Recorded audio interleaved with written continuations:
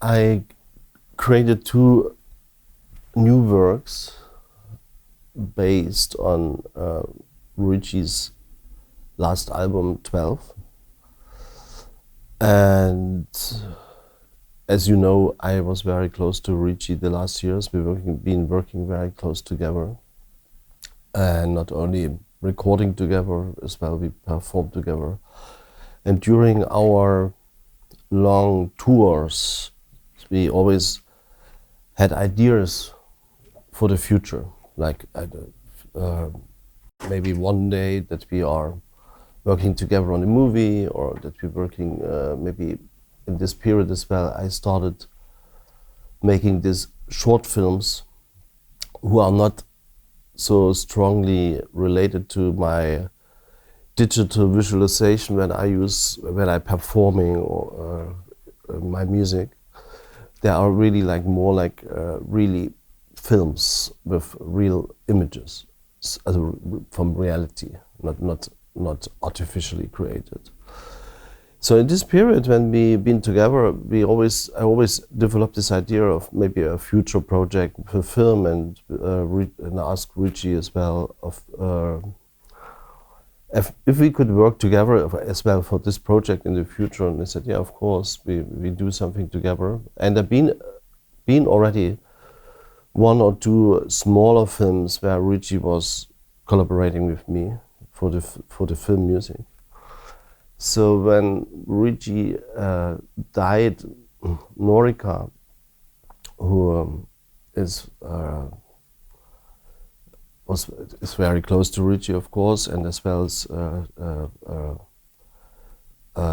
well taking care of all the archives and all the remains and the recordings and installations and everything, the estate in a way. So asked me if I could do a film for that 12 album, and I said yes, I would like to do maybe 2 tracks from this album.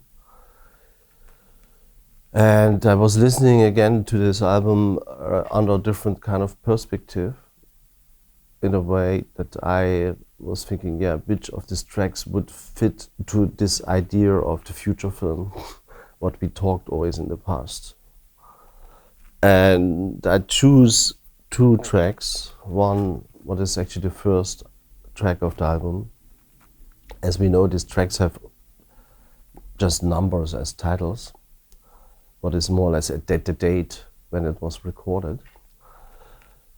And I this first track I choose was actually a very classic synthesizer Prophet sound, very Ruichi, very dreamy, very amorphic, very like traveling. And for this track I developed a visual idea what maybe we all know, this kind of situation when you're closing your eyes, maybe in the night, in a really dark night, before you sleep maybe or so. We start seeing this kind of really amorphic figures. And these amorphic figures have a name, they're called phosphines. It's a kind of scientific name. So the title of this work is Phosphines, same as the phenomens, and they're trying to capture a phenomenon what we're seeing but is not existing. So it's kind of as well real, not real, dream, not dream. So it's a kind of status, what I think specifically when you're creating as an artist or when you're doing music, and I think I would say as well, Ruichi was always very interested in this status. Not talking about only the reality, as well talking about what is happening in how we imagine reality, or the dreams, or this kind of in-between being awake, not being dreaming or sleeping. Yeah? And this kind of status has as well a long tradition. There are many artists who try to capture. I mean, there is even paintings from Edvard Munch, like we know, is like 100 years almost away, where he tried to paint these figures. So I thought this has a very long tradition for artists as an interest, this kind of phenomena. And B, I felt very connected to the work of Ricci with this visual idea for the track. So this is one film I started actually first with. And the second idea is a little bit more real. It's more, well, actually very real. I called Endo Exo. This Endo Exo describes basically an inside and an outside. So you can use this as for multiple terms, but in this case you could say there's an endoskeleton and there's an exoskeleton. There is an inner skeleton and an outside skeleton.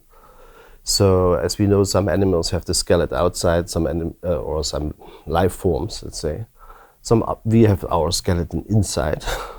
So, but as well, there is a question as well with this displays of skeletons, or of in this case like preparated animals who have no life anymore, but they look alive, but they are not alive.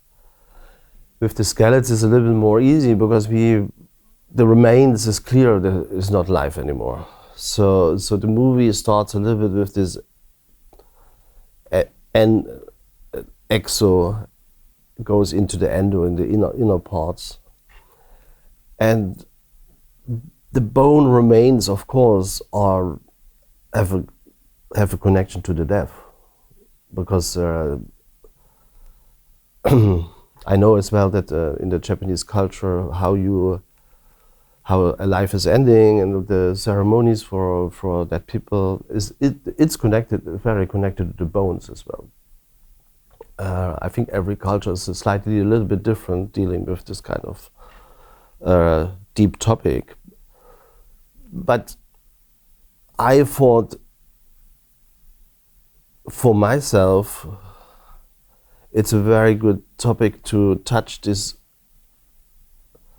because I was very much suffering from when Ricci died. And maybe a part how I could start dealing again with losing Ricci as in the physical presence, I would say, was maybe working on this film. So for me, it was a kind of almost like a therapy to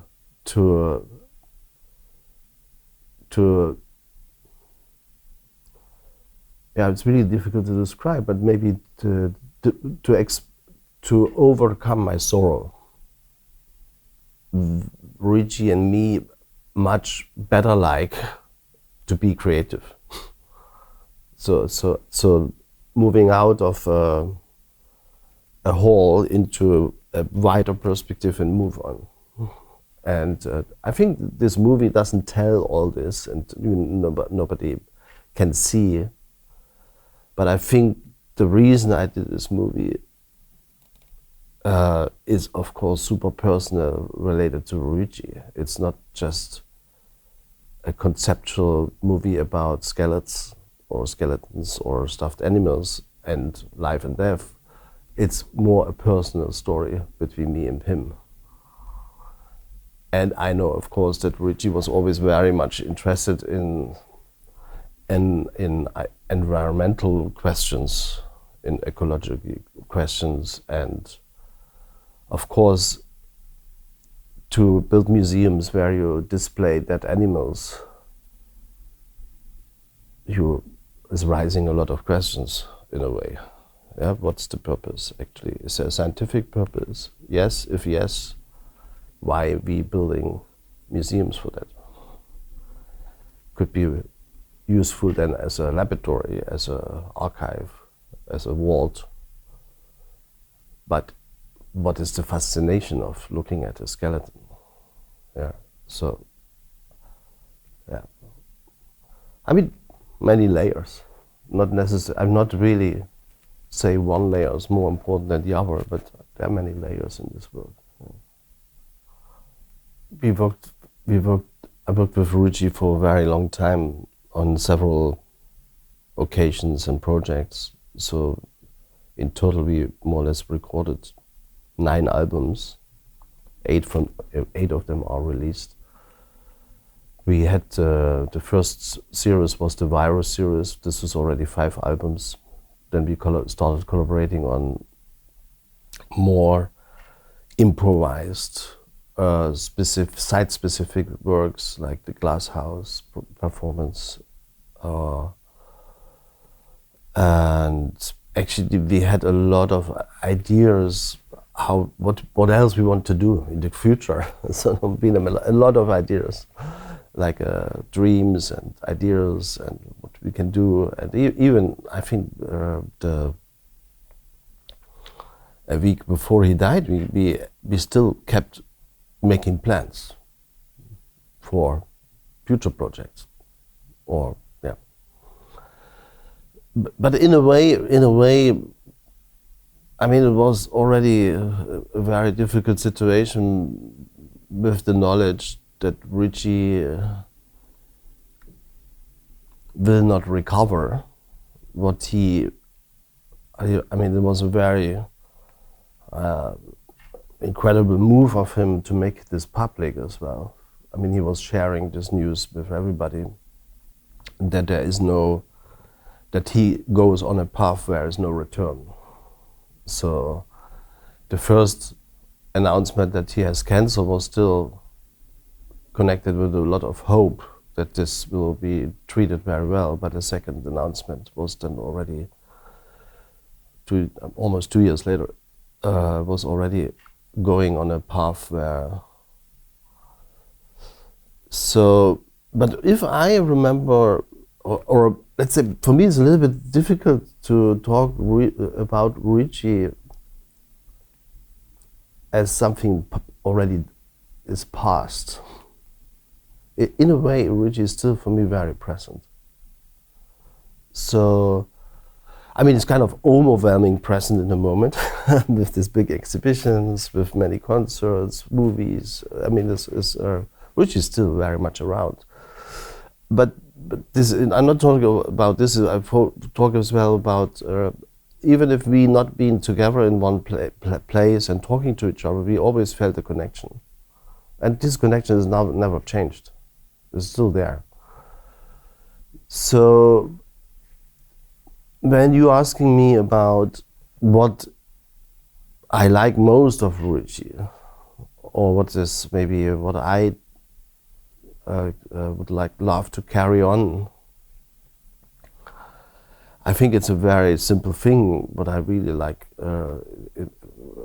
it's a feature what is very almost like a child. It's curiosity. He was an incredible curious person, very open, and very multi-directional interests, never really only interested in one topic. I like this. I mean, this is really, I mean, how we connect this. But to keep this curiosity and this little shining in the eyes if something new comes or something exciting, he never lost until, I mean, had always this curiosity. He was always interested in finding new things, new exciting movements, new exciting artists, new exciting theories or inventions. He was very open and very curious. He was never a closed, isolated person. I think he was a very open person. And this is, I really appreciate. I really love this. And this is maybe something what I carry with. I see this as a legacy for me, myself, what I should carry on as well, in order as well to cope with missing the physical presence of him that I would love to keep this curiosity for myself as well. Yeah. I don't see this necessarily as a collection of art pieces being displayed in a museum. I see this completely different. I see this actually, most of the people who are showing in the exhibition are friends of mine and friends of Ruchi, and we have a connection to each other because we know each other, and we know us not just yesterday or because of this exhibition. We know, I mean, just to make one example, on this night I met Ruchi the very first time. There was Shiro, Yoko, Fujiko, and Ruchi. This was, and Ryoji, who is not present here in the exhibition, but we all been in the same room and talking to each other without knowing what we exactly doing or what exactly we all. So, but we've been together on the very first day I came to Japan, and this is now more than 25 years ago. And so this connection of seeing again Yoko or Shiro or Fujiko, it was from the beginning. So this is, and this makes me very happy as well that we all together, back together in this kind of exhibition. So I wouldn't really make one art piece for me sticking out. I mean, the connection is clear. We all collaborated with Ruchi, and the Ruchi is the glue of that exhibition. That's the reason many of the artists are here meeting. But the friendship and the collective we forming, it's not that we're working all the time together. We're kind of friends, let's say. That this is still existing and coming back. That's the real beauty in a way. I love this. Yeah, it's nice.